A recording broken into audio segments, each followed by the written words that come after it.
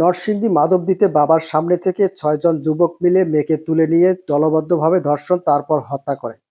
তরুণীকে তুলে নিয়ে হত্যা, বিএনপির নেতাসহ গ্রেপ্তার ৫। নিউজ যুগান্তর। শুধু তাই নয়, পাবনায় দাদিকে খুন করে নাতনিকে তুলে নিয়ে ধর্ষণ করে হত্যা। ঢাকায় হাতিরঝিলে ৬ বছরের শিশু তাহিদি আক্তার জান্নাত ও হত্যা। একটি ৬ বছরের শিশু। এতেই বোঝা যায় আমাদের সমাজে নারী ও শিশুরা কতটা অনিরাপদ। এখন কথা হলো, অপরাধী যে দলেরই হোক তার দৃষ্টান্তমূলক শাস্তি নিশ্চিত করতে হবে।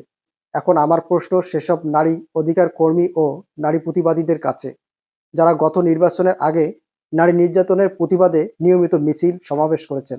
নির্বাচনের আগে আমরা নারী নির্যাতনের ঘটনায় তাদের যে আক্রোশ দেখেছি, সেই একই আক্রোশ আজ কোথায়? প্রতিবাদ মিছিল কোথায়?